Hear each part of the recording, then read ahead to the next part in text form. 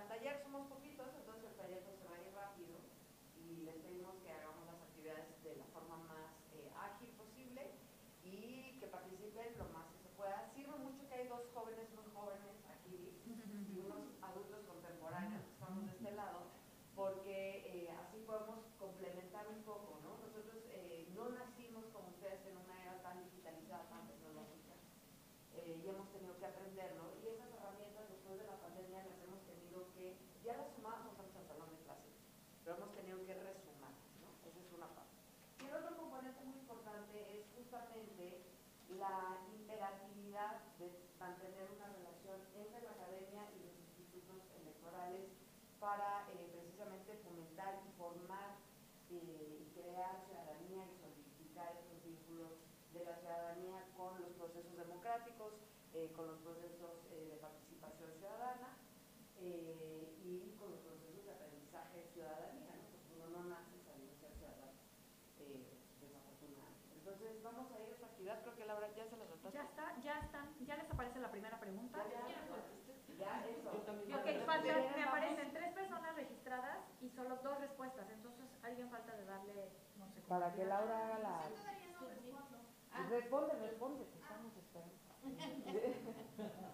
Sí, para que respondan rápido y que se vaya rápido el taller. Vamos a enseñarles algunas cosas que hacemos para promover junto con el instituto la ciudadanía. Entonces les comparto un poco, ahorita justo platicaba con Paco, en el tecnológico. Ay, pues sí, les comparto. Es que yo agarro un micrófono y canto, oigan, ese es el problema. ¿Me escuchan ahí? Ah, perfecto. Bueno, en el Tecnológico de Monterrey, desde hace muchos años se imparte la materia de ciudadanía como parte obligatoria para todos los alumnos de todas las carreras. Y es una materia donde precisamente acercamos a los alumnos a todos estos procesos democráticos que tiene el país y a todas las herramientas de participación que hay, porque pues creemos firmemente que es parte de la vocación académica que deberíamos de tener en todas las instituciones de educación, pues de todos los niveles, ¿no? No nada más educación superior. Ahora con la entrada de nuestro nuevo modelo se ha modificado y como les decía, después de la pandemia lo que hemos tenido es la facilidad de utilizar herramientas como esta que se nos apagó, que están ustedes utilizando, que se llama Socrative, y vamos a utilizar un par de herramientas más y vamos a mostrarles algunos ejercicios que hacen nuestros alumnos. Ahí está. Primera pregunta. ¿Qué cosa hace siempre un buen ciudadano?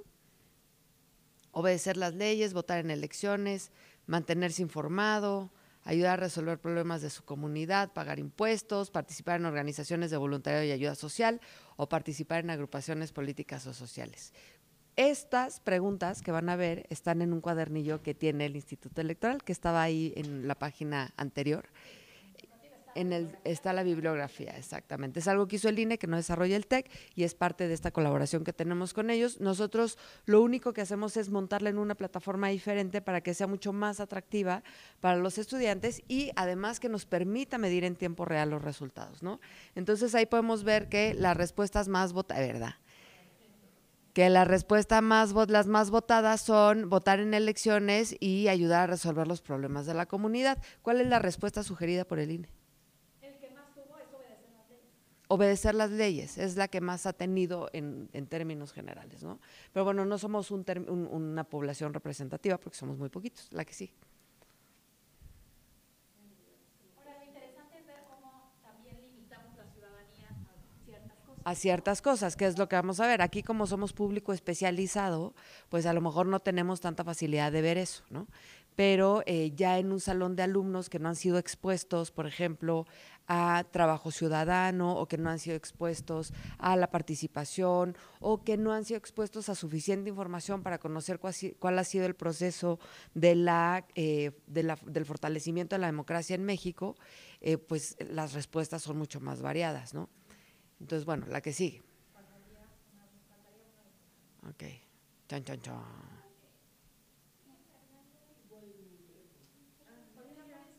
Ahí aparece que 2 ya contestaron. Ah, ok.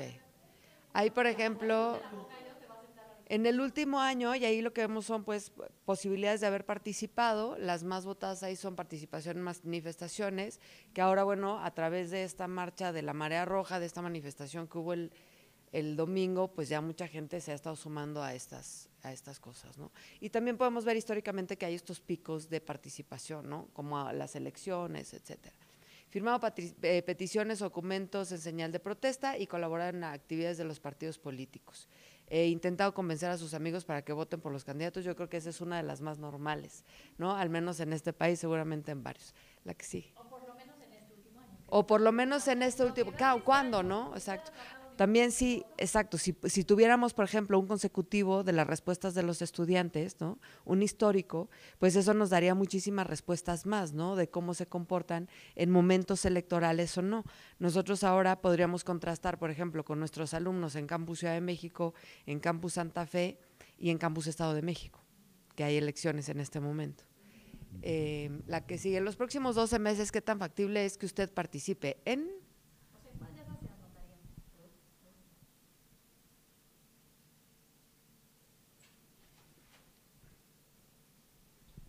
Adelante.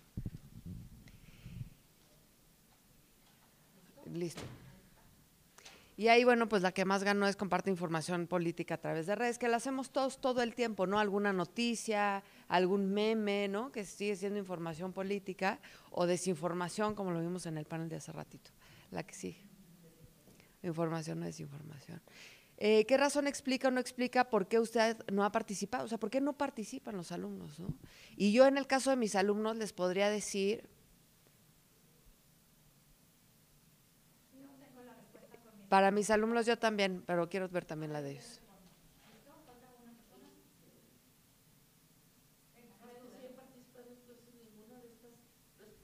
La que se acerque más. A ver. Fíjate, yo pensaría que mis alumnos seguramente pondrían no me interesa o toma mucho tiempo. Sin temor a equivocarme. O sea, no les… No, que nadie les hace caso. No se logra nada. A mí, en mi caso, esa sería la segunda. La primera es que no les interesa, ¿no? No hay interés de otras personas, ¿no? O somos pocas personas. Y nadie me hace caso. O no sé a qué institución acudir. Esa es típica, ¿eh? Hay un desconocimiento del sistema político espantoso. Espantosa. Si hiciéramos mis alumnos hacen un ejercicio, que no traigo aquí el video, fíjate que eso hubiera estado muy bueno, donde le preguntan a la gente así aleatoriamente, le hacen el blur, ¿no? Este famoso para que no se les vea la cara, y van en la calle y le dicen, oiga, ¿usted sabe cuántos diputados hay? Oiga, ¿usted sabe cuántos senadores hay? Oiga, ¿usted sabe cuántos senadores se marcan en la boleta? Oiga, ¿usted sabe cuántos ministros hay?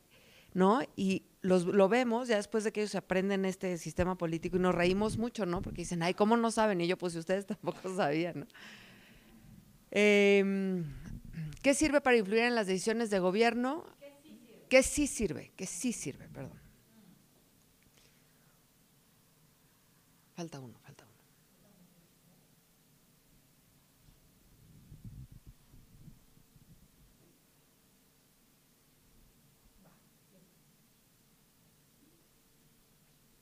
Votar en elecciones, participar en organizaciones ciudadanas, asistir a asambleas públicas y la más, presentar iniciativas de ley. Está padrísimo eso. Sí, pero históricamente hay bien poquitas iniciativas ciudadanas. Así es. Pero contadas las que se han aprobado. Entonces, así es. Siempre creo que es un instrumento que hay que promover más, que hay que presumir, que hay que explicar para que lo usen, porque hay bien poquitas. La ley 3 de 3, ley de sí, y ya, muy poquitos. Exacto. Sobre la violencia contra las mujeres, fue una iniciativa popular que pensábamos, necesitábamos reunir 30 y tantas mil firmas, se reunieron 78,000. Sí. Pero después de eso, cuando hemos intentado otros procesos así, no quieren, dicen, no, es que son tantas firmas y no vamos a lograr. Y para Exacto. Y se van más por el cabildeo y por el darle la iniciativa a un diputado y que la pase. Y había otro chico, ¿cómo se llamaba? Muy famoso, un chavo, que era primer… Kumamoto. Ay, Kumamoto. El que hizo la ley Así es. Exactamente, la del Ese sin echar voto. para atrás, Sin voto no hay presupuesto, no hay presupuesto y funcionó, pero la acaban de echar para atrás. Así es. Bueno, sigamos.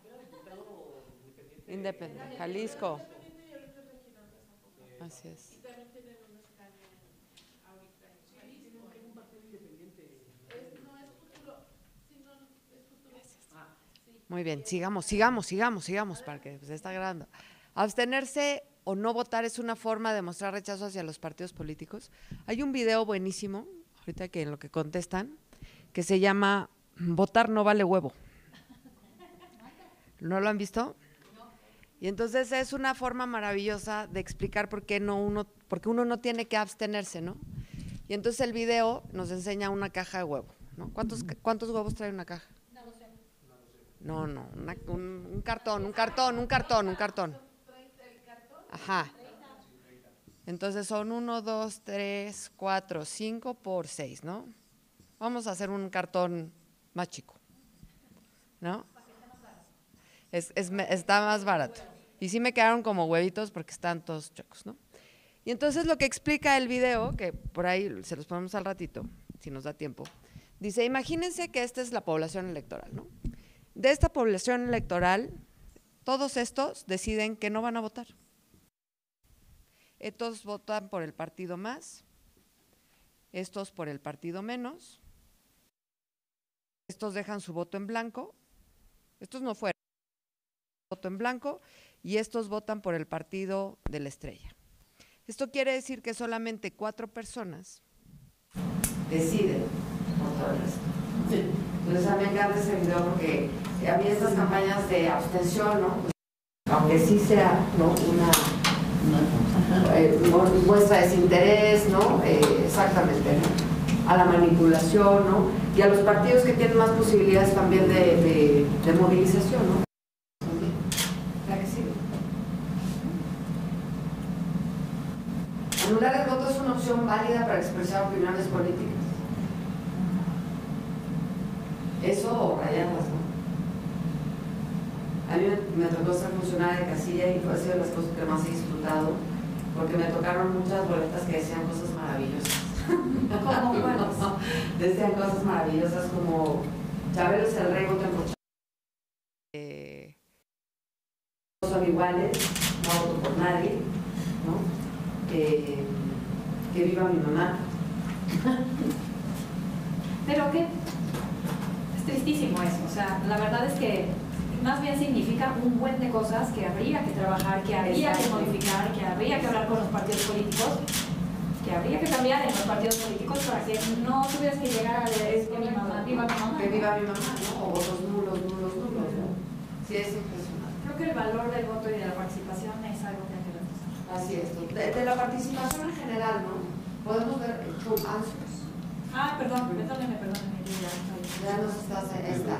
Sí, esta más el rechazo a los partidos políticos del sistema político actual. Así es, yo también creo que eso, ¿no? O es equivalente a callar, ¿no? Es que es como un arma de doble filo, ¿no? Tal vez si tuviéramos una ciudadanía mucho más participativa, tendría la parte de esto, del veto, un peso más específico. De hecho, si la ciudadanía supiera cuánto cuesta cada voto, Claro. no lo haría. La boleta, la credencial ¿sabes para qué? votar, o sea, ¿cuánto nos cuesta? Todo lo que se invierte en cada... cada voto. En Jalisco, un expresidente del IFE en aquel momento había hecho todo un estudio y lo va actualizando. Ya está en el retiro, es Garay, Esteban Garay. Y él hizo cada año, hacía una propuesta de cuánto costaba para convencer que por favor hicieran un uso del voto, pero un uso razonado. Y hacer el ejercicio con los estudiantes es muy interesante, porque los estudiantes cuando le preguntas en qué se gasta en una elección, ¿no? ¿En qué se gasta? Los estudiantes generalmente te dicen, pues en imprimir las boletas, ¿no? O sea, las boletas, ¿no? Les decía, ¿y qué quiere decir imprimir las boletas? Pues papel y tinta, ¿no? O sea, y la electricidad, por ejemplo, y el diseño de las boletas, y el papel especial, y la tinta, ¿no? Y luego el traslado, ¿no? Porque el traslado pues también le cuesta a alguien, a lo mejor a alguien no porque lo hace el ejército, pero le cuesta bien. Vigilancia en ese día. O sea, los Justo ciudadanos. voy a eso, ¿no? O sea, la boleta, nada más la boleta trasladada le cuesta en personal, en gasolina, en honorarios, ¿no? Y, o sea, Seguridad, son como seguridad, claro, pues por eso lo lleva el ejército. Por eso Por eso lo lleva el y ejército. es tiempo.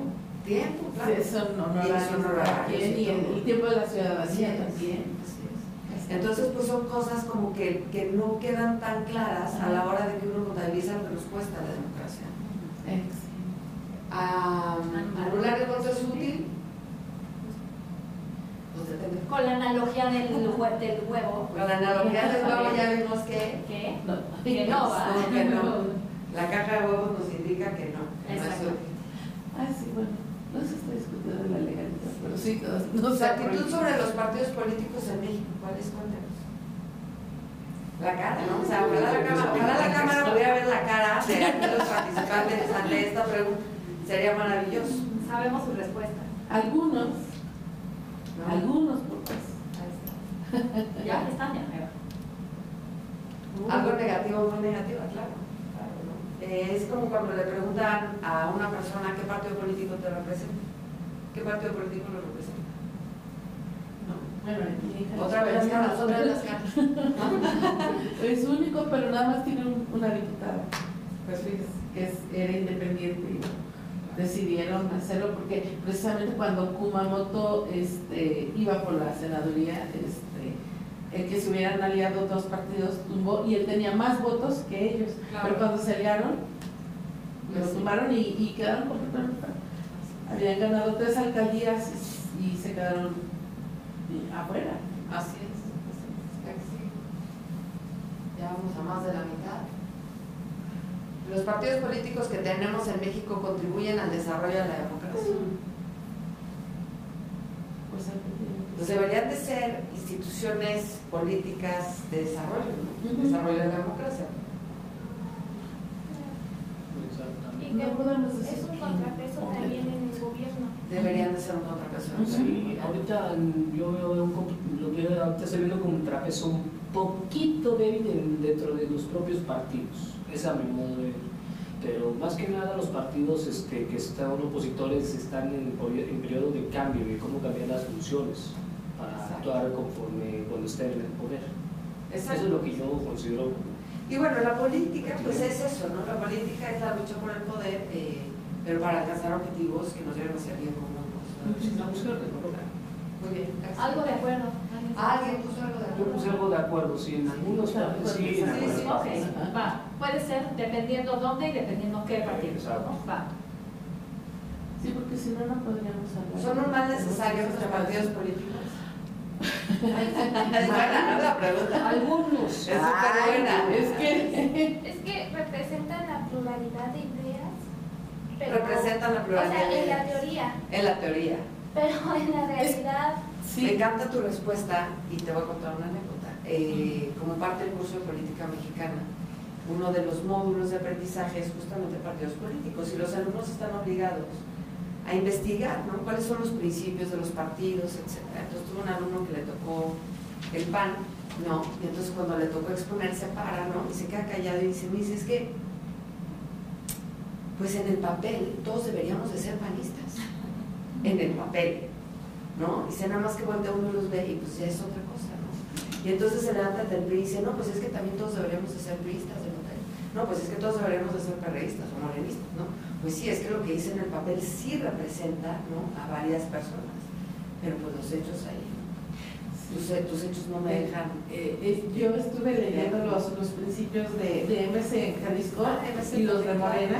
Son idénticos. Y entonces yo digo, ¿y por qué se están peleando si ambos van hacia la misma corriente? Bueno, claro, con otras palabras. Sin embargo, pues no. O sea, el ego de cada uno es Sí, enorme.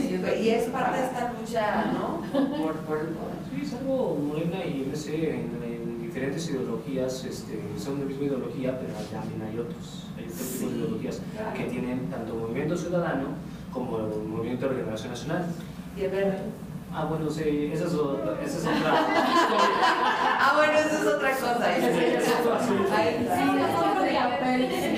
A ver, esta es una súper buena pregunta también y tiene que ver un poco con confianza en las instituciones, ¿no?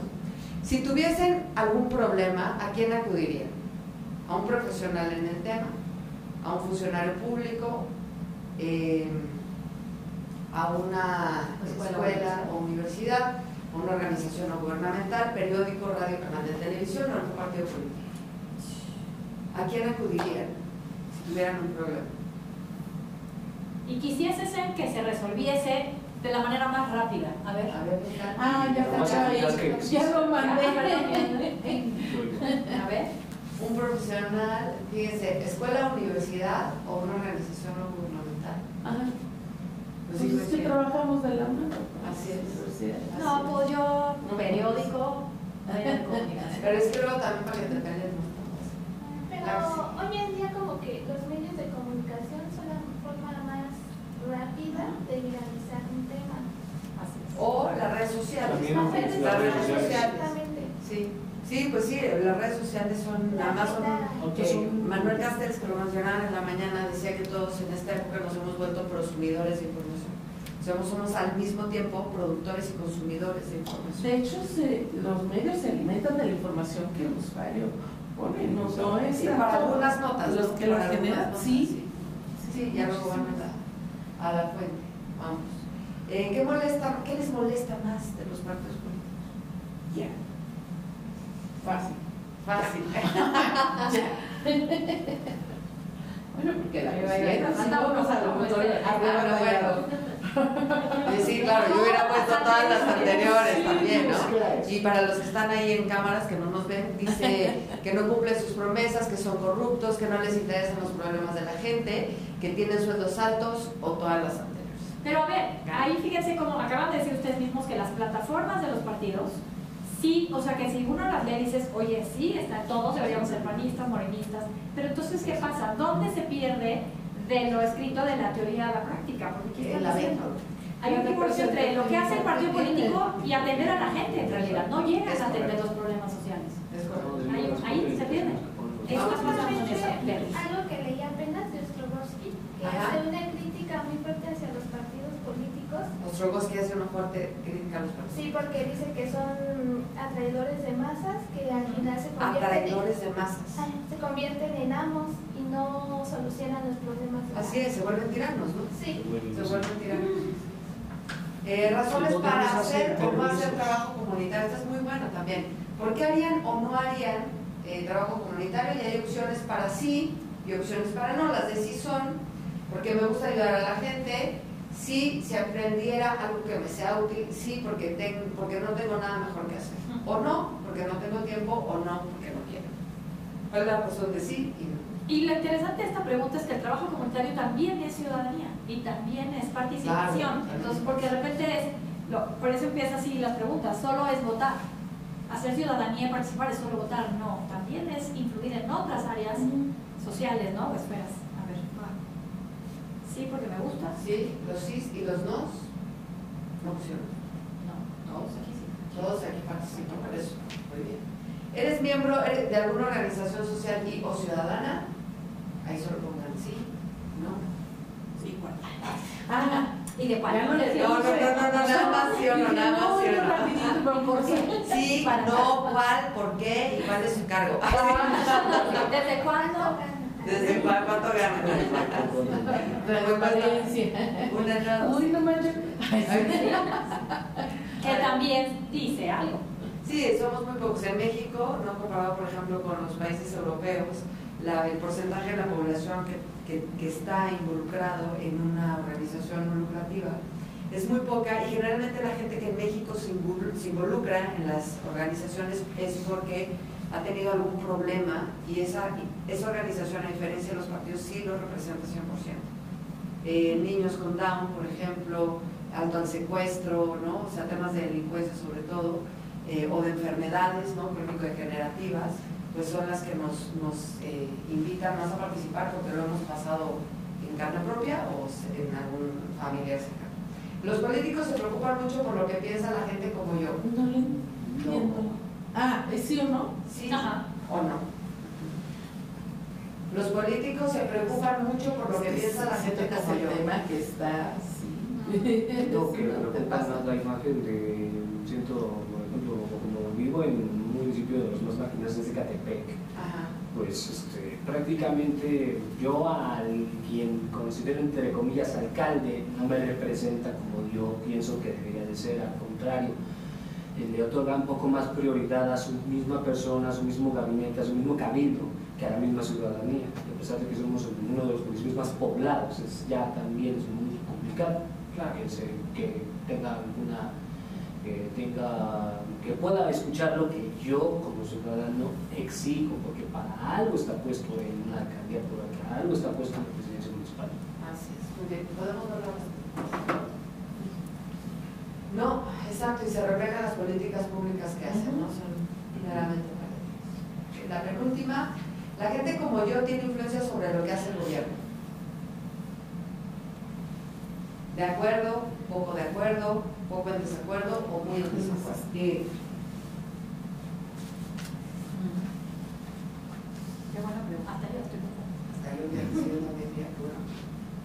pues, que a ver qué pensaron otras.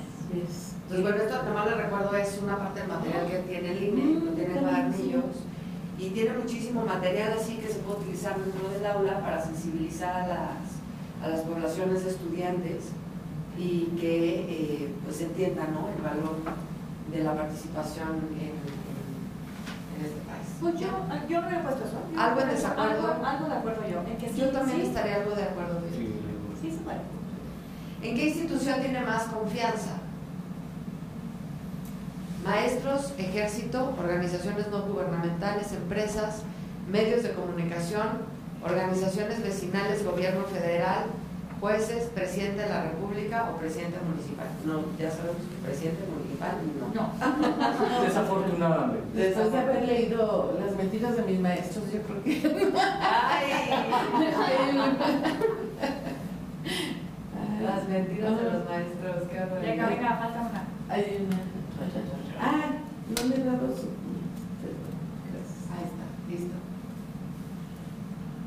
Ay, muy bien, muy bien. No sé por qué siento que hay sesgo porque estamos en el TEC. Y es bien curioso porque durante mucho tiempo yo me acuerdo haber revisado no necesariamente del INE, pero sí de otros, de encuestas y estudios de confianza.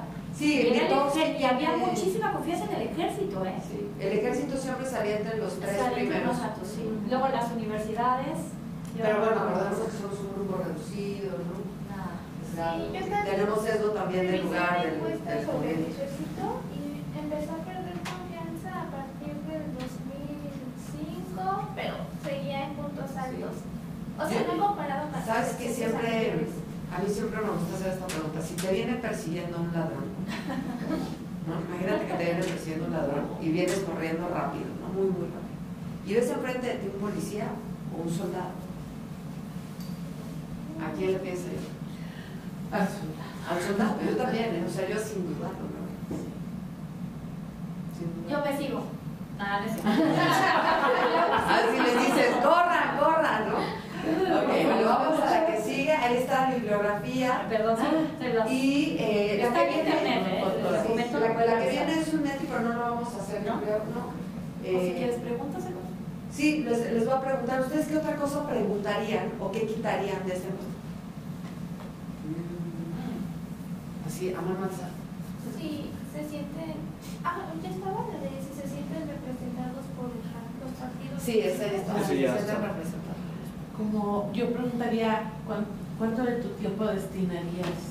Esa es muy buena. ¿Cuánto de tu tiempo destinarías a una una actividad? tienes en mente que o a los problemas? Eso está muy bien. O, por ejemplo, ¿qué proyecto tienes tú para con tu vecindad, o sea, dentro de tu colonia y todo, que realmente convenga a la colonia en la cual está residiéndose? Por ejemplo, colocación de luminarias, reparación de banquetas, por ejemplo, en el caso de la... Yo vivo cerca de una escuela primaria, literalmente frente a una escuela primaria donde circulan muchos coches y como que no ven señales así de cuidado de escuela, 20 kilómetros por hora cada camino. Sería algo, Eso sí. por ejemplo, eso correspondería como a la gestión de servicios públicos. Y también sería ¿Qué propones para la gestión de escuelas, servicios públicos? Buenísimo. Muy bien, vamos a la que sigue. Y bueno, hay... No, aquí digo. Ah, sí, bueno, hay una herramienta padrísima. Pueden escanear el código QR y puedes abrir. Ya viene el Sí. Sin miedo, muchachos, sin miedo, no morren. Sí, antes no está comprado, yo pensé que... Está esta página padrísima, sí. Ya va a llegar. Está esta página padrísima que yo acabo de conocer hace no mucho y que ya se ha vuelto una de mis favoritas. ¿Cómo están todos? Gracias. Ya llegaron a la parte, a la parte de no participación real, pero ahorita repetimos unas preguntas para quitar. Esta herramienta se llama Navegador hacia la democracia directa y es un mapa maravilloso. Me voy a sentar para poder manipularlo, donde ustedes pueden seleccionar su país. Miren, ¿alguien es de otro país que no sea México? Finca. Puro México. No, finca. ¿De qué país? Que no que quieran saber, por ejemplo, Colombia. A ver, vamos a hacer más chiquis. Y entonces ustedes lo que pueden hacer, más grande, más que es un poco sensible, si ustedes se ponen aquí en Colombia, lo que les da es, por ejemplo, cuántos diseños disponibles legales hay de participación y herramientas, ¿no? O sea, cuál es el andamiaje legal que tiene cada país sobre participación. Esta página, ahorita les digo, es una página que hicieron algunas fundaciones suizas, lo voy a poner aquí en Colombia. Hay una a nivel local, ahorita vamos a irnos para allá, aquí está. Y aquí te puedes ir incluso en algunas partes más chiquitas, ¿no? Hay Bogotá, por ejemplo, vamos a ver, que nos enseñe. Aquí está, hay uno, y se llama Consulta Popular en entidades territoriales, es un plebiscito, en Colombia es local, ¿no? Pero si le dan aquí, les despliega exactamente cuál es, en qué artículo, en qué instrumento legal está, etc. Entonces es una herramienta súper padre para conocer en dónde estamos. Me voy a regresar un poquito para ver otro país, ¿quieren? A ver, aquí está lo general de Colombia, ¿no? Aquí, como les decía, hay una local que ya vimos, dos regionales.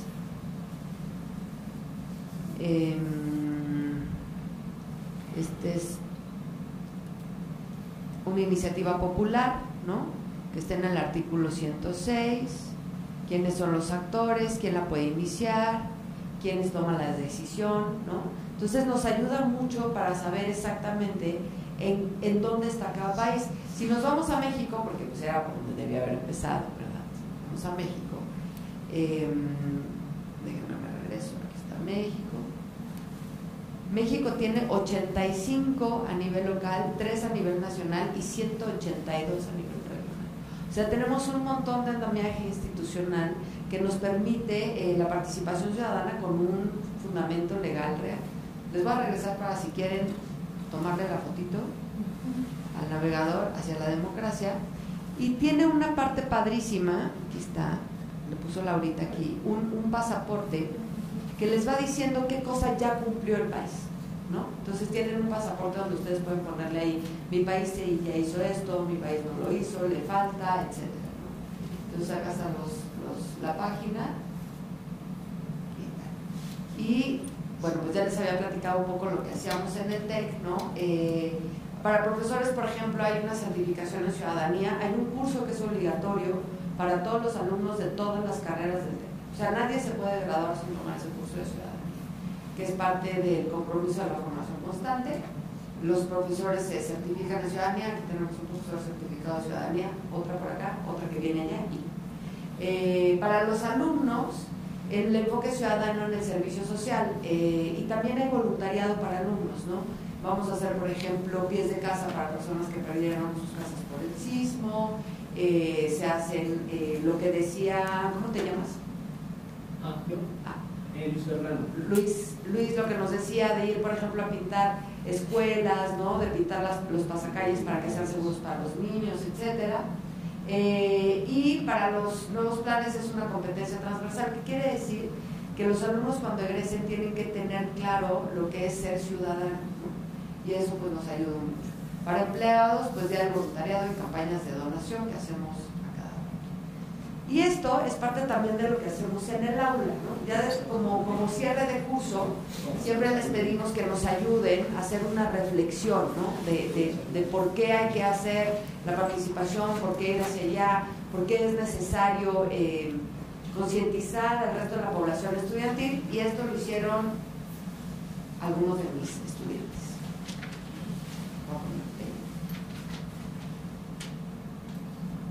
Ay, no suena.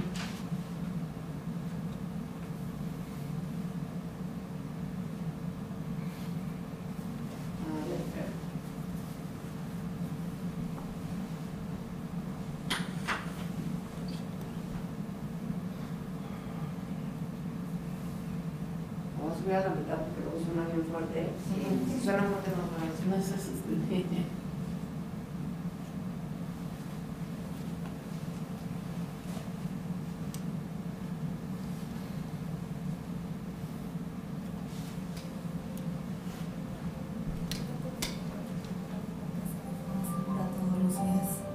O que tus abuelitos vivan más gracias a la atención y medicamento de calidad. ¿Qué tanto te importa tener buena preparación o poder desempeñarte en el área de tu pasión?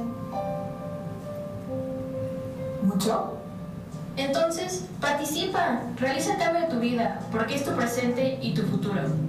En las elecciones federales de 2018, los niveles más bajos de participación se observaron en los rangos de edad de 19 a 34 años. Estos jóvenes y jóvenes adultos representan el 33% de la lista nominal, equivalente a 29.7 millones del electorado, y de los cuales votaron menos de la mitad. ¿Por qué ser parte de los conformistas? ¿Por qué ser parte de ese 30% que no vota? Entre más de 127 millones de personas, tu voz tiene que ser escuchada. Tu participación ciudadana es un pilar esencial para el desarrollo del país, ya que ayudas a contribuir a la reconstrucción de la sociedad, tomando en cuenta las necesidades explicativas de todos los grupos sociales. Consigues intervenir, supervisar y monitorear los proyectos que se ejecutan en tu comunidad. puedes proponer a funcionarios los proyectos sociales, de obras y de infraestructuras que mejor se acomodan a las necesidades de la sociedad. La participación en la toma de decisiones puede hacer un cambio para una vida mejor. Decide y defiende lo que por derecho te pertenece. Hazlo por ti, hazlo por los que más quieres. Hazlo por México.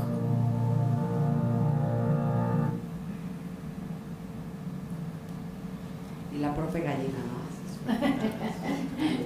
Este es parte de lo que hacen en Ciudadanía. La verdad es que ahora, pues ustedes lo saben mejor que yo, hay herramientas maravillosas para hacer edición de video, y yo siempre les pido nada más que pongan las fuentes, y son videos que están libres de derechos, la música también, etcétera. Lo único que es original pues es el guión, ¿no? O sea, si no, imagínense, pues ya se todos copiamos.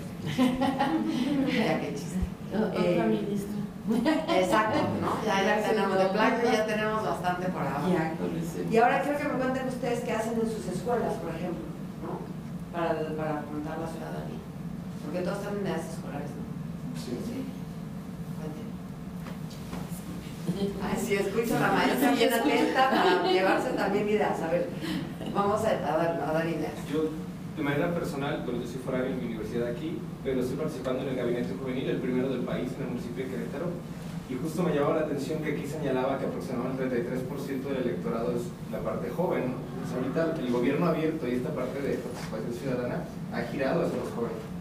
En ese sentido yo decidí participar, fue una convocatoria abierta en mi municipio, que es Santiago de Querétaro, y ahí en mayo entrego pues el cargo, porque es un cargo sin de lucro, es presentar un proyecto para la ciudadanía. Qué padre.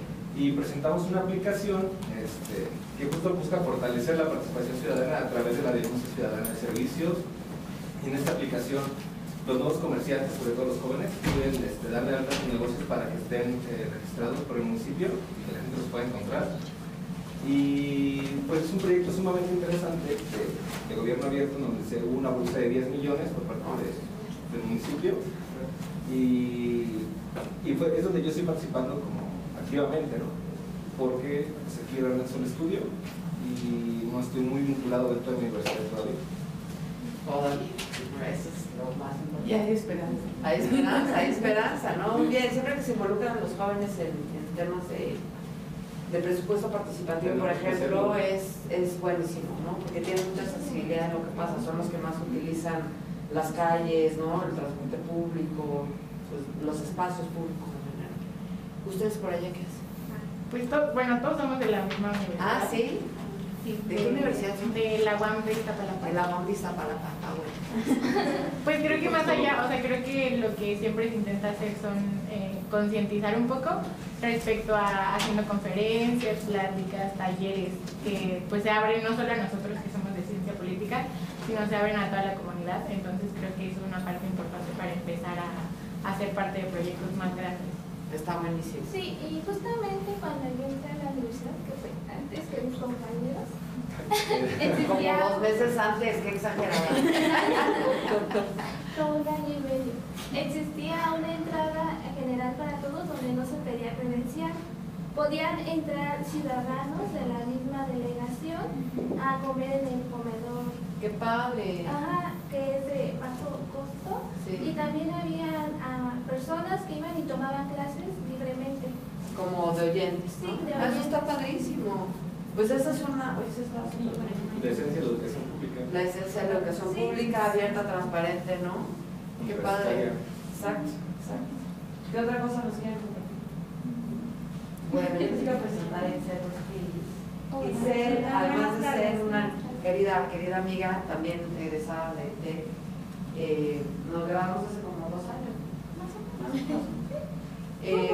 Trabaja en el INE y la verdad es que gracias a personas como ella tenemos en la academia la posibilidad de, pues eso, ¿no? De colaborar con los institutos electorales de manera mucho más abierta y más directa.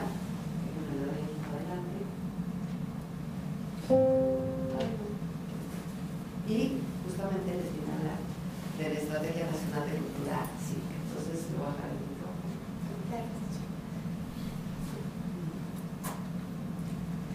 Oigan, pues, a ver, antes de sacar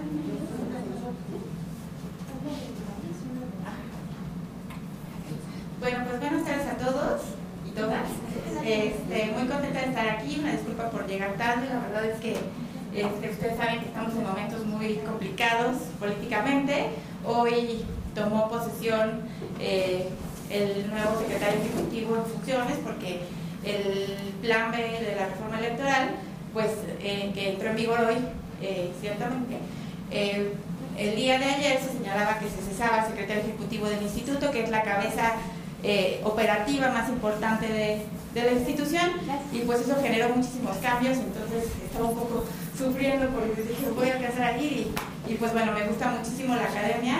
Estudié aquí en el TEC de Monterrey, de la carrera, una maestría, y también soy egresada de la UNAM en una maestría de estudios políticos.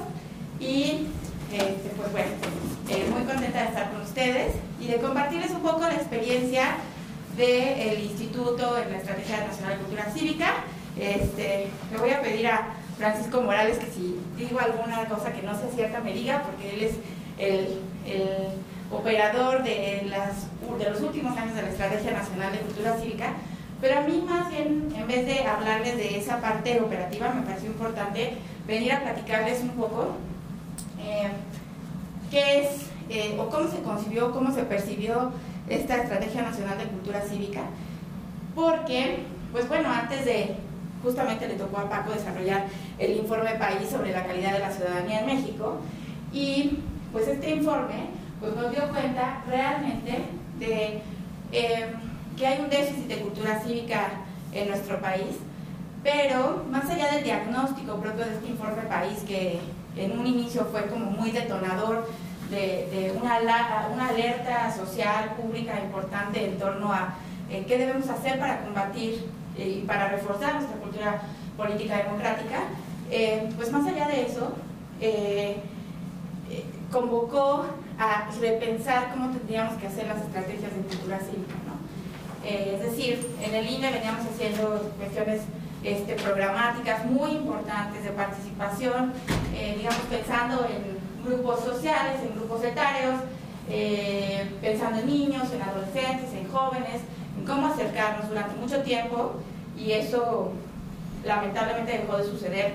El INE tuvo mucha colaboración con la Secretaría de Educación Pública y para participar en los programas y planes de estudio en materia de educación cívica para hacer la formación académica de niños y jóvenes. Eso fue fundamental porque realmente pues había la posibilidad de comunicarse entre instituciones y deliberar de manera conjunta pues cómo queríamos acercarnos a los niños y cómo construir esa cultura que se construye en la escuela, ¿no? En la cultura cívica, en las votaciones escolares, en esta pues dinámica, en nuestro primer encuentro con la ciudadanía, que es nuestra convivencia escolar, ¿no? Entonces ahí pues el instituto tenía, la verdad, una entrada muy importante, más aparte ustedes conocerán la consulta infantil y juvenil, que ya también ha sido un mecanismo muy importante para la participación de niños y niñas, que es una consulta que es planeada y pensada por expertos, implementada de manera colaborativa con muchas instituciones, muchos órganos, y teníamos muchísimos programas para jóvenes, el concurso de cortometraje, el concurso de debate, el concurso de varios de estos programas que ayudaban a que la gente se involucrara con la participación ciudadana. Sin embargo, después de este informe País sobre la calidad de la ciudadanía, todo el mundo empezó a pensar, híjole, ¿será suficiente lo que estamos haciendo desde el instituto? ¿Será suficiente desde lo que se está haciendo desde los espacios escolares? Entonces el INE convocó a un grupo de expertos a diseñar una estrategia de cultura cívica que la verdad es que a mí más que una estrategia de programas me parece una provocación, o más bien me pareció una denuncia que hizo el Instituto Nacional Electoral sobre que la cultura política democrática no se puede construir solamente desde las instituciones. ¿Por qué? Porque esto también depende de los contextos. Si ustedes se ponen a pensar, por ejemplo, ¿qué es participar aquí? El otro día hablaba con una estudiante y me dijo, no, pues voy a ir a la marcha de las mujeres en Inglaterra, ¿no? Porque está en Londres. ¿Será lo mismo que representa la participación allá que aquí ir a la marcha de las mujeres el 8 de marzo, donde se mueren 10 mujeres al día? Pues claro que no. Aquí esta marcha va cargada de todo un contexto que ya viene harto de la violencia, cansado de la impunidad, de no tener instancias suficientes para interactuar públicamente, de un sistema judicial ya bastante precario. Entonces, ahí es donde dijimos, híjole, ¿será suficiente esto que estamos haciendo? Entonces el INE lo que empezó a trabajar es decir, bueno, vamos a hacer un análisis del contexto, y en la estrategia de cultura cívica que le repartieron, ahí no viene porque tienen que ir a la versión larga que está disponible en internet, pero en la estrategia de cultura cívica se hizo un diagnóstico de 10 componentes: Estado de Derecho, información pública, derechos humanos, en fin, 10 componentes del entorno social que afectan la participación ciudadana. Y entonces, pues vimos que estamos en problemas, chicos. Realmente tenemos un estado de derecho mermado, ¿no? Precario, no solamente por un nivel de violencia muy importante, sino porque es un país donde matan a los periodistas, donde los acechan, donde las mujeres y los hombres todavía no tenemos los mismos derechos, donde hay mucha discriminación, donde hay mucha desigualdad, y esos problemas estructurales y de largo alcance pues también afectan la forma en como nosotros nos involucramos con nuestro entorno. Entonces dijimos, bueno, pues no es necesario, no es suficiente, digamos, que nos apropiemos, digo, que participemos en estos foros, sino que en realidad cómo provocamos a las personas a que participen del espacio público. Y el espacio público, no hablando de los parques, las manifestaciones públicas, sino realmente de todos aquellos espacios en los que la ciudadanía podría participar un poco más y que tal vez desconoce, ¿no? No sé, ¿qué les viene a la mente cuando hablan de espacio público? Presupuesto participativo. Presupuesto participativo. ¿Alguien más? Y si no hay otra, es también, o sea, y si no sabemos otra, esa es parte de lo que platicamos cuando estábamos diseñando el taller, el tema de qué poco sabemos de las herramientas ciudadanas, o sea, que poco sabemos de esas herramientas, que poco las usamos también, ¿no? Que sería importante reconocerlas y usarlas. Las auditorías ciudadanas, por ejemplo, la información. ¿En dónde está? En Guadalajara. Auditorías ciudadanas, ¿no? Estas también Contraloría, creo que eso es, o creo, ¿no? Contraloría social en otros. Contraloría Social, también los comités de planeación del desarrollo municipal, los COPLADES, todos estos espacios en donde realmente la ciudadanía puede participar y o no sabe, o no quiere, o dado el contexto, la desconfianza, el desengaño que hay con respecto a las instituciones y a los resultados de la democracia, digamos, para el bienestar de la gente, pues entonces ahí es donde la gente dice, híjole, yo la verdad es que mejor no voy a la marcha, yo le dejo a la escuela que eduquen a nuestros hijos y entonces, mijito, pórtate bien, pero van las mamás a dejar a sus hijos en su coche y se estacionan en doble fila, ¿no? O va, el transporte público es insuficiente y entonces los niños no tienen realmente oportunidades para asistir a la escuela. Fíjense, un programa muy interesante que llegó al instituto cuando yo todavía estaba en el tema de educación cívica, fue que llegó la Cruz Roja Internacional y nos dijo, oigan, queremos trabajar con ustedes. Cruz Roja Internacional, ¿qué? ¿Cómo es? Entonces, nos dijeron, es que nosotros tenemos un programa para fomentar entornos educativos en contextos de violencia, entonces en contextos de guerra, y hemos visto con indicadores que hemos desarrollado que México es un país que tiene indicadores de violencia similares a países donde hay guerra. Entonces, pues queremos ver de qué manera podemos colaborar para que creemos un programa que vaya mucho más allá de pues un proceso participativo simple, sino realmente ver cómo podemos hacer una comunidad escolar que podemos trabajar con la Secretaría de Educación Pública para trabajar en un programa paralelo que refuerce temas de participación ciudadana en los contextos escolares. Eso por una parte. Por otra parte, también podemos, además de trabajar en este tema, podemos ver cómo los padres de familia se involucran, cómo las autoridades se involucran, y entonces generar un círculo virtuoso de la participación en contextos escolares. Y se implementó un programa piloto, se avanzó y realmente pues fue un programa bastante exitoso, ¿no? Pero es algo que nosotros no habíamos visto. Entonces, bueno, me voy a regresar un poquito a la estrategia de cultura cívica.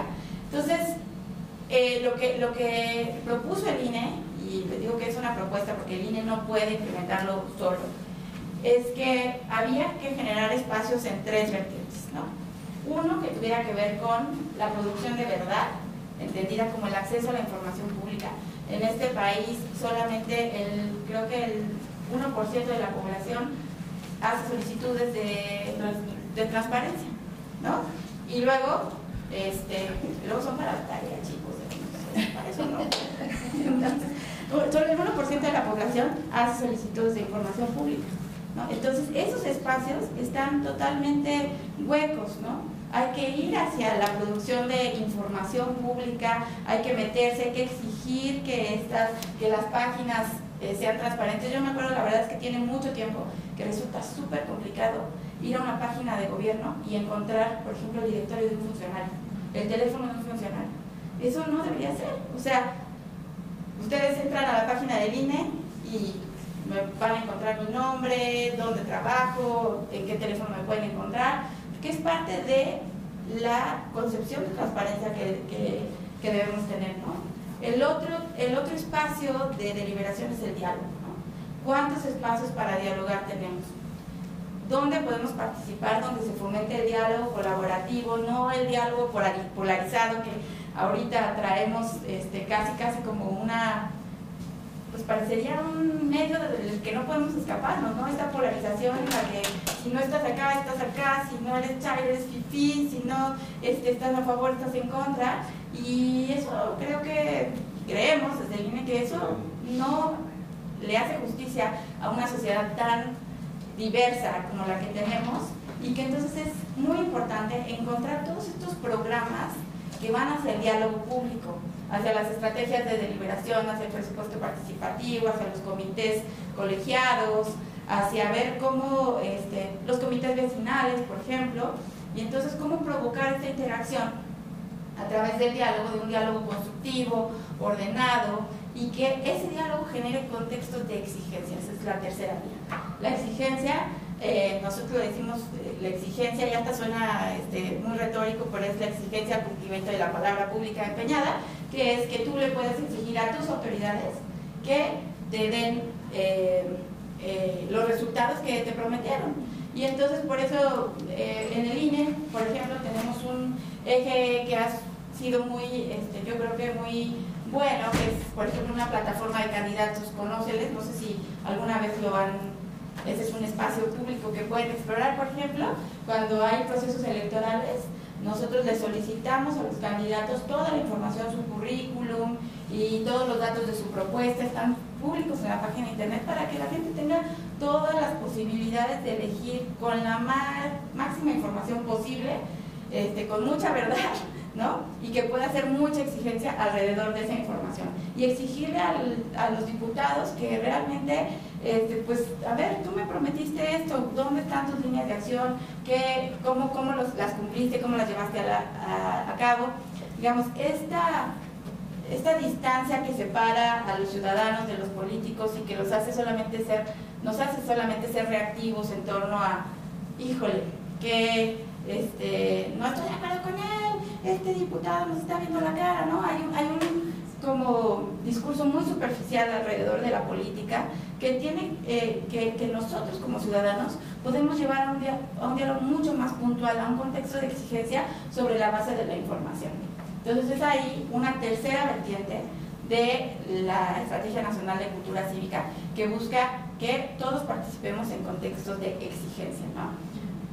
Una marcha ciudadana como la que hubo hace 2 domingos, bueno, la pasada, ¿verdad? Sí, parece que ya pasa mucho. Sí, es claramente un contexto de exigencia, que estemos o no estemos de acuerdo, pues realmente tenemos que leer como algo que está pasando y que hay que convertirlo en un proceso de diálogo donde podamos realmente pues tener un resultado que sea bueno y beneficioso para la política nacional. Entonces, nosotros desde el INE creemos que todos los programas que produzcamos nosotros en todos los niveles, desde la educación primaria, secundaria, universitaria y de la promoción de la participación política, pues tienen que ser alrededor de esos 3 vertientes, ¿no? Entonces ahí tenemos una oferta muy, muy importante y muy relevante de programas para niños, jóvenes, adultos, que también ustedes pueden consultar en la página de internet y todo, pero que tiene que ver justamente con que creemos que esta obligación de cumplir con generar una cultura política no debe depender solamente de las instituciones, sino que también hay que crear contextos ciudadanos que puedan exigir y conocer todos los espacios de interacción del espacio que el espacio público les puede dar y convertirlos y que se apropien de ellos de alguna manera, ¿no? Entonces, esto es desde el contexto escolar, ¿no? Decía mi hija pequeña que estaba muy contenta porque hay un pizarrón en su escuela en donde puede ir a decir lo que no le parezca, y entonces es una Catarina y la Catarina le contesta, ¿no?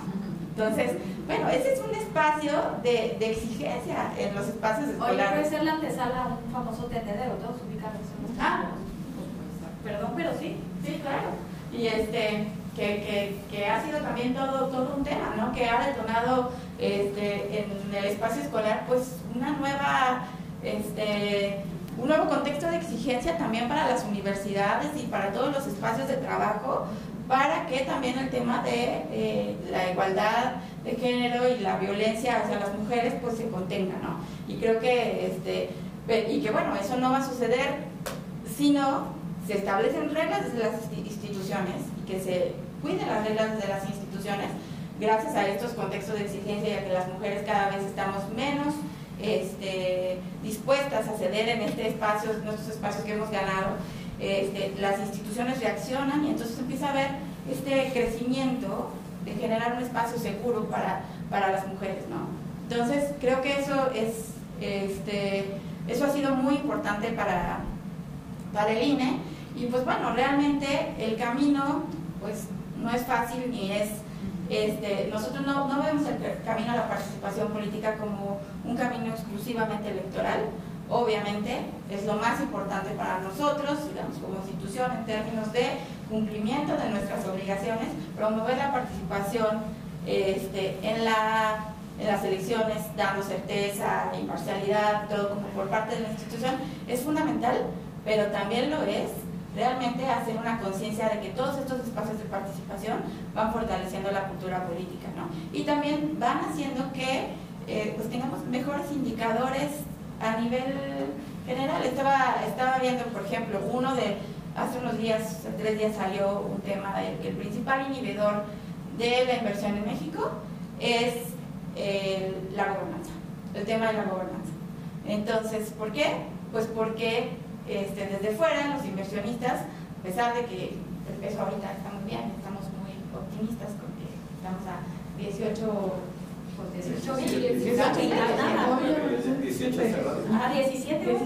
no, 18, ¿no? Sí, 18. Bueno, en fin, pero bueno, eso hace mucho que no sucede. A pesar de eso, todavía hay mucha resistencia a la inversión por el tema de la gobernanza. Realmente la gobernanza tiene que ver con la posibilidad de las instituciones de generar contextos de seguridad para los inversionistas, pero también para la ciudadanía, ¿no? Entonces, pues realmente eso no va a suceder si el INE hace programas de participación cívica infantil, si hacemos más consultas. Va a suceder en la medida de que toda la ciudadanía se involucre y ocupe los espacios públicos que le corresponden. Entonces, en eso estamos trabajando y eso creemos que tiene que ser nuestra vertiente. Seguimos haciendo estrategias programáticas y planes de trabajo anuales, seguimos trabajando en todos estos mecanismos muy padres, como por ejemplo los debates universitarios, ¿no? Y que realmente ocupan mucha parte de nuestra agenda, pero nosotros, bueno, es lo que proponemos desde las capacidades de la institución. Pero la verdad es que revertir el daño a la cultura democrática que tiene este país, pues no está en nosotros, ¿no? Hay mucha desigualdad, hay mucha inseguridad, hay mucha discriminación, hay mucha corrupción, y la falta de ocupación de la ciudadanía de esos espacios públicos hace que eso siga creciendo y que erosione un poco más nuestra ciudadanía y se convierte, al contrario, en un círculo perverso que va dañando nuestra posibilidad de incidir positivamente en la ciudadanía. Por eso creemos y por eso les digo que esto, más que ser una estrategia a implementar por el INE, creo que fue como una propuesta sobre la mesa de que hay un problema grave en México alrededor de nuestra cultura de nuestra cultura cívica y que tenemos que atenderlo de manera colectiva en todos los niveles del gobierno, en todos los niveles de participación y también pues, desde la ciudadanía,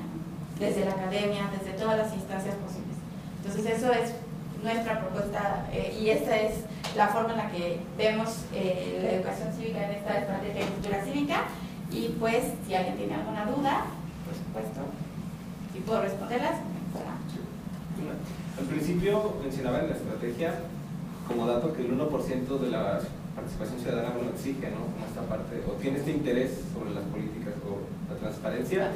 Yo quería preguntar si hay alguna relación que hayan estudiado en el sistema económico actual, porque, bueno, yo he estudiado mucho en los países europeos que tienen esta participación, ¿no? Que es a lo que se aspira, pero curiosamente su programa de políticas de trabajo es muy distinto, ¿no? Por ejemplo, aquí tenemos una sociedad que trabaja 8 horas, ocupa 4 para transportarse, duerme 8, tiene 4 horas en que tiene que decidir si es su familia, si es participar en algo que cree que corresponde al gobierno. Entonces, mi pregunta es si el INE tiene como incidencia en sugerir políticas públicas sociales. Usted lo mencionaba, esto no es solo del INE, son políticas públicas estructurales que enajenan a la sociedad, que es una enajenación muy grande la que se vive.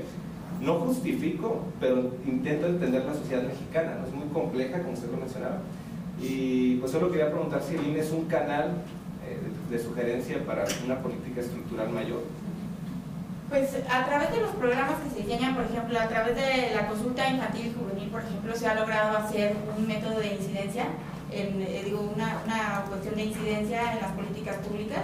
Los resultados de la consulta infantil, por ejemplo, se le dan al Sistema Integral de Protección a la Infancia y son discutidos por todas las instituciones que integran este sistema, y ellos presentan los resultados y el trabajo y los programas que van a hacer respecto de estos resultados, ¿no? Pero realmente nosotros somos un órgano autónomo y lo único que podemos hacer es tocar puertas y realmente tratar de que se haga esta incidencia. Fíjense, y ahí voy a hacer un comercial, pero es que este plan B que están proponiendo, por ejemplo, detona las juntas distritales las elimina, las juntas distritales.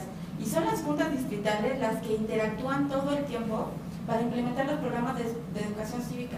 Y nosotros desde el ámbito nacional podemos hablar muchísimo, pero lo que sucede en el municipio, lo que sucede en los distritos, es lo que es bastante relevante, ¿no? Porque es ahí el delegado del INE, el funcionario del INE, es el que hace posible los parlamentos infantiles, porque es el que va a tocar a cada una de las escuelas. Oye, quiero hacer un parlamento infantil, ¿cómo ves, escuela? ¿Te sumas o no? Se va a cada instancia local y organiza todas las elecciones. Y el parlamento infantil, por ejemplo, es algo que ya se lleva haciendo durante muchos años, que también ya ha generado ha trascendido una conciencia y una cuestión de incidencia, porque también lo que dicen los niños en el parlamento infantil se lo comunica a los legisladores, y también ellos esperan resultados, y se ha hecho un proceso, porque bueno, nosotros decíamos, bueno, pues qué padre que los niños participen y que vean lo que es participar, pero si los niños no ven que derivado de su participación hay un resultado, ¿no? Y que también reciben retroalimentación, pues eso se va a quedar en una experiencia participativa simple y no van a ver realmente el círculo de participación que queremos generar. Entonces, se ha logrado hacer esto, por ejemplo, con la Cámara de Diputados, y es muy relevante. Y fíjense, en estos procesos de participación, pues participan 300 niños, ¿no? ¿Cómo juntas 300 niños a nivel nacional? Pues lo hacen las juntas locales. De la misma forma en que instalan las casillas de la consulta infantil y juvenil, de la misma forma en que, bueno, ya les diga para las elecciones, pero digamos, ellos son los que trabajan en lo local, y esto que tú dices es muy cierto, porque nosotros desde acá pues podemos hacer muchas cosas, pero si no estamos conscientes de la realidad que nos ocupa. Es como, no sé si ustedes han visto las fotos de los CAES, de los capacitadores electorales, cuando van a llamar a los funcionarios a formar parte de las mesas de casilla, ¿no? Hay fotos que tú dices, o sea, hay CAES subiendo una barranca, porque es la única forma de llegar a decirle a fulanito de tal, de la letra F, que salió insaculado para tener la posibilidad de ser funcionario de casilla. Es la única manera de llegar a su domicilio. ¿Por qué? Pues porque estamos hablando de la sierra, porque estamos hablando de contextos de pobreza, de falta de comunicación, de transportes, y eso solo es posible si tenemos un despliegue territorial importante y suficiente para hacer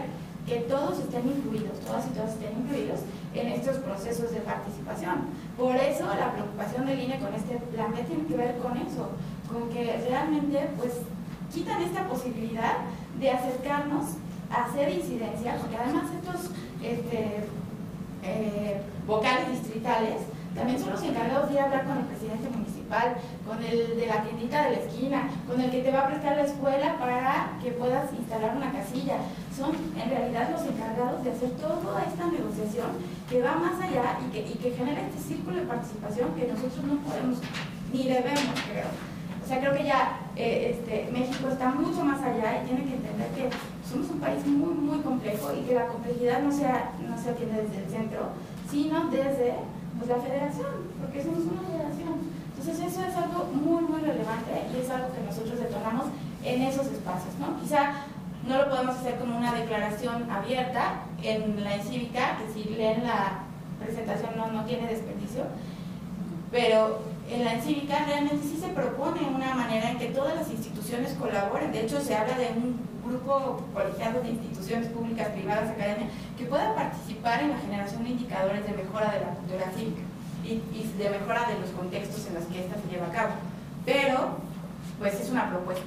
somos un órgano autónomo y nuestra única posibilidad es de implementarlo con lo que tenemos hoy y con esta despliegue territorial que hoy es una facultad, creo que ganada durante muchos años por parte del INE y por la que pues estamos muy preocupados, ¿no?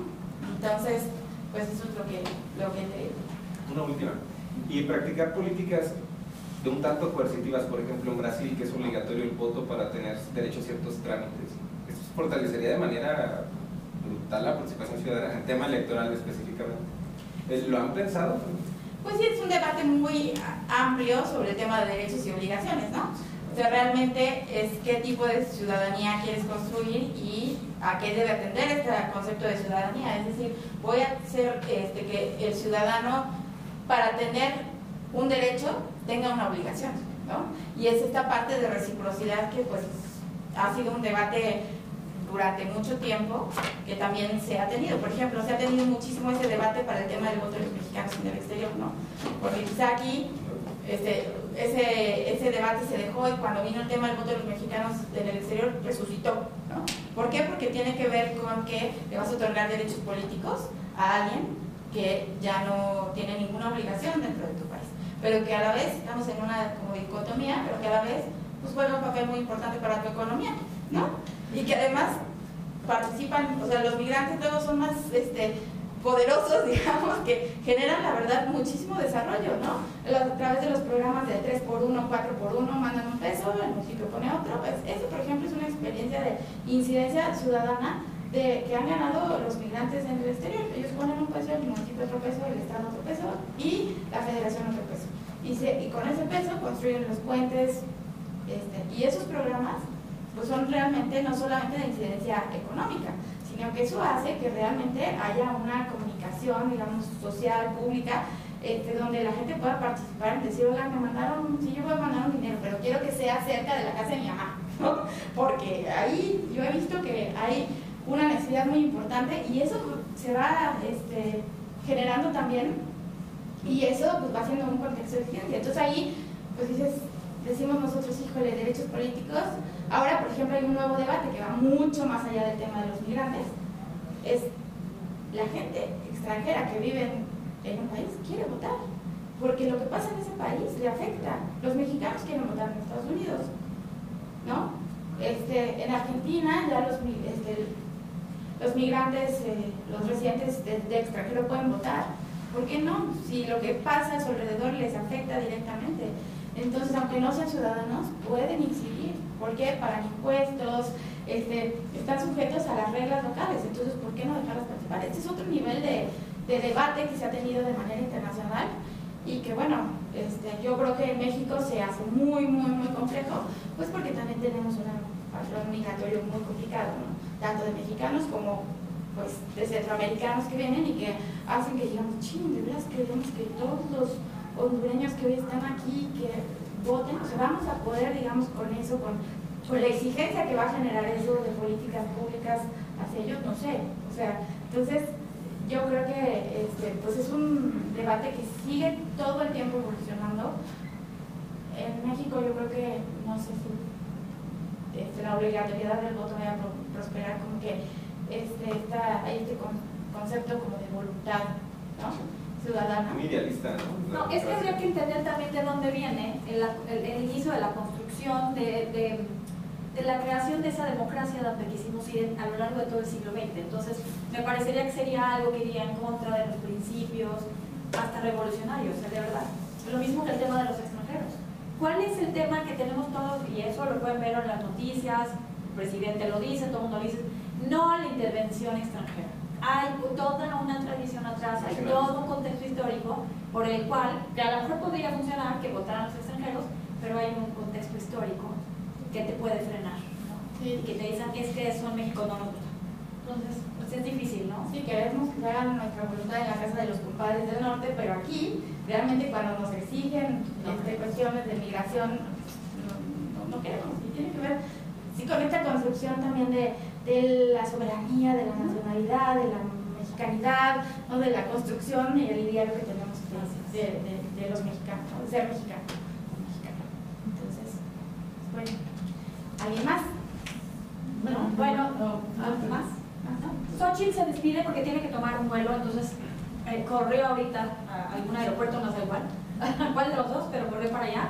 Pero bueno, agradecerles muchísimo el haber estado aquí con nosotros. Ojalá haya sido interesante, ojalá hayamos sembrado pues, la semillita de la inquietud, del interés por ver cómo podemos participar. La próxima semana hay espacios. Si no saben qué es, averigüen qué viene, qué pasa la próxima semana. A ver, venga.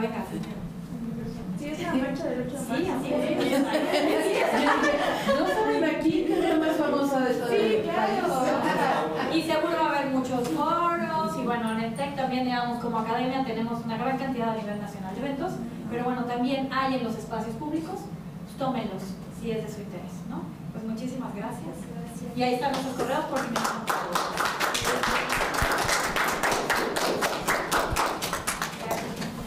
si alguien quiere llevarse otro. Sí. No me lo voy a pagar yo. Mis clases. No vas a tener que cargar más. Xochitl, llévatelo todo, pero gracias.